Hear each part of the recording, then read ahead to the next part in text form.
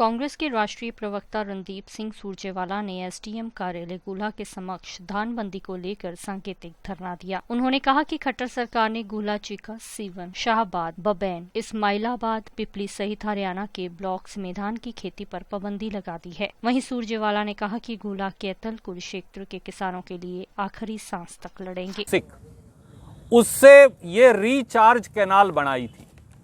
ये तो अब जो कृषि विशेषज्ञ हैं ये भी मानते हैं कि कांग्रेस ने जो 450 करोड़ रुपए की लागत से दादूपुर नड़वी नहर बनाई थी, उस नहर से चोवा, यमुनानगर, अंबाड़ा, कुरुक्षेत्र का ऊपर उठा है। पर खट्टर साहब एक ऐसे जिद्दी हिटलर शाही शासक हैं कि उन्होंने नहर मूंदने का काम कर दिया, ऑर्डर कर दिया। हरियाणा के 53 साल के इतिहास में ऐसे हिटलर शाही शासक अकेले खट्टर साहब हैं जो नहर बनाने की बजाय मूंदने का काम कर रहे हैं और दुष्यंत चौटाला उनका समर्थन और साथ दे रहे हैं। भाजपा और जजप्पा एक ही थैली के चट्टे बट्टे, ये मैं पहले भी कहता था, अब ये साबित हो गया।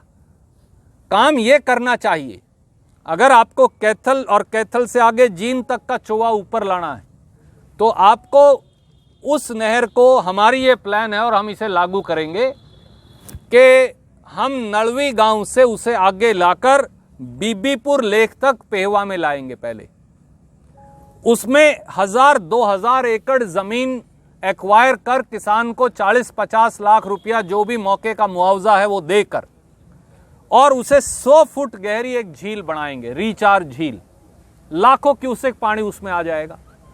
उससे पंजाब तक का चोवा, कैथल तक का चोवा ऊपर उठेगा।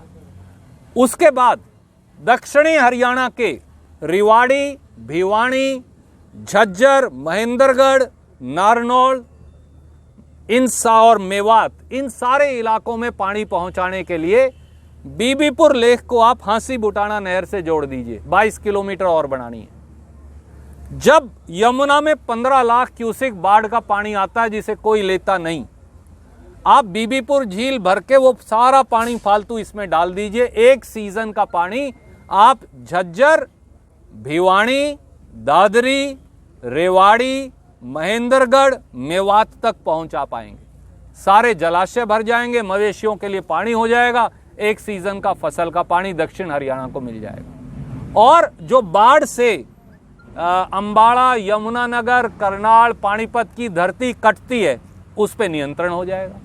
तो दोनों काम सिद्ध होते हैं। हो चुकी है। दादूपुर नड़वी कैनाल तो इस समय मौके पर बनी हुई है, इसीलिए तो भूजल ऊपर आया। ये तो मैं आप इससे आगे की प्लान आपको बताई है। परंतु बनी हुई नहर को ही एक तानाशाही शासक, एक तानाशाही मुख्यमंत्री और हिटलर शाही उप मुख्यमंत्री बनी हुई दादूपुर नड़वी नहर को मूंद रहे हैं। आप बताइए, सरकारें नहर बनाती है कि सरकारें नहर मूंदती है? ये पहली सरकार है जो बनाना कुछ नहीं जानती, मिटाना सब कुछ जानती है। जैसे धान बंदी लगाकर धान की खेती को मिटा रही है।